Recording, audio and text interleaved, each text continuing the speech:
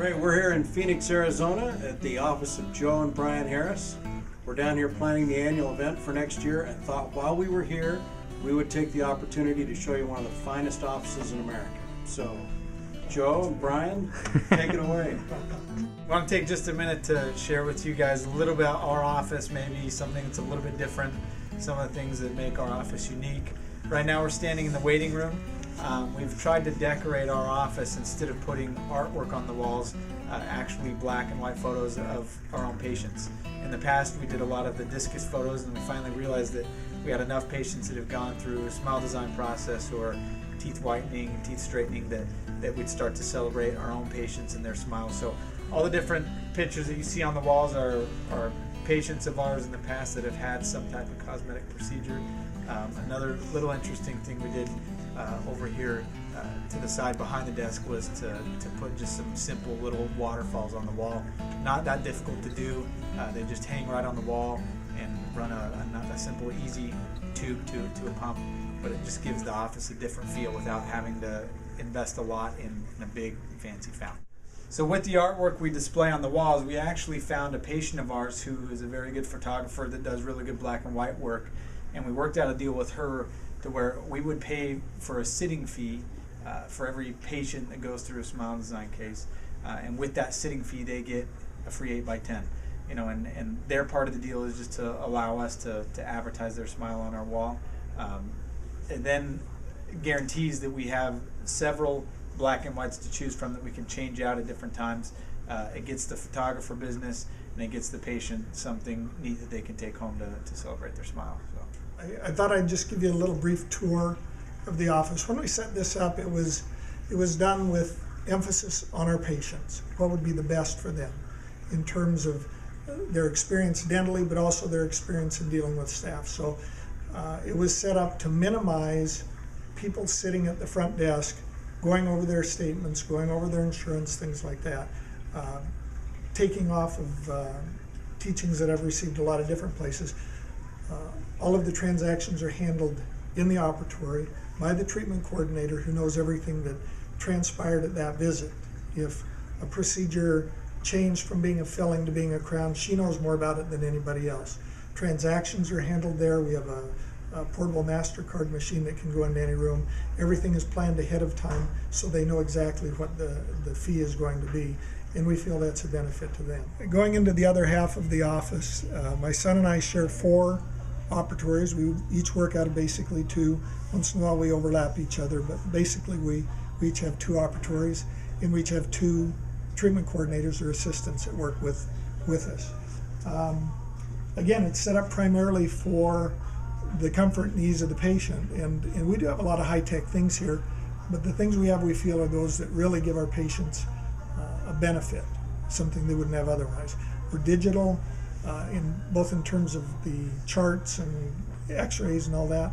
That's lower exposure, obviously, faster communication. It's also a bigger bill in terms of technical support. One of the things that I did when my sons first started to come into practice with me was to look for an avenue to get them quick exposure to the patients, and CEREC was just coming out at that time, and I bought a CEREC early on before it was a very accepted thing, but I was surprised at how quickly these young dentists picked it up, and the immediate credibility it gave them with patients, where they could sit down and talk to them about something I really couldn't do, and I still don't. I can muck one out if I have to, but it isn't my expertise by any means. One of the other things that we've done that's been really cool here locally is with the CEREC technology is actually start a local study club here in Arizona. It's been a great opportunity to get to teach the CEREC technology, but at the same time get to learn more about it from other offices and other doctors, and really get a chance to grow with the technology.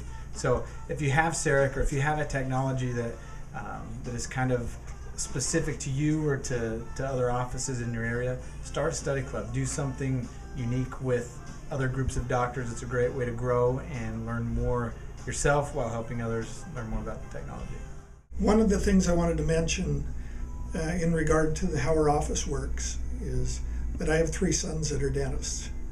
And when I saw that was going to happen, it wasn't something I pushed. believe it or not.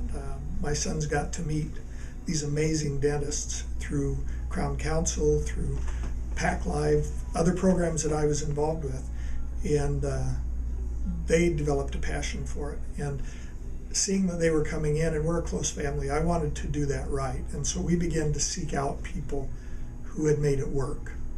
And the first people we sought out were Roy and Chris Hammond.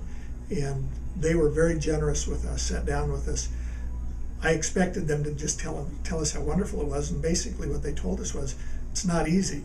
And that it took work and effort, just like a marriage, so to speak. And it's been a really wonderful experience for me, and I think for my sons too. And what I think one of the basic elements of that has to do with respect. They've always been very respectful for me, but as I saw them come out, inexperienced, they were so far ahead of where I was at a similar time in my career, and to see them be able to pick it up and run with it. And because of differences in personalities, they made things out of things that I couldn't make it go. They had relationships with patients that had been mine for 20 years that developed into other things that are great benefits for our practice, such as our position being the team doc for the Phoenix Mercury of the WNBA.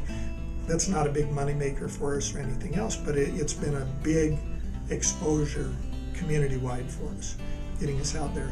The things that we've done with Smiles for Life, we'd always done it. We'd basically just donate part of our monthly check to the Smiles for Life, and they were the ones that came up with the idea of, hey, let's do something bigger. Let's involve other people in the community, and they were the ones that did radio broadcasts and things like that. So it's been a very beneficial thing, and it's ongoing right now with things that we do. Marketing-wise, I never would have touched. Never had the desire, didn't have the energy, and as Brian said once, I'll take care of that. You let me run with that. So that part's been really a good thing. Nice. All right, that concludes our in-office interview with the Harrises. So thanks for having us. Not a problem. Peace.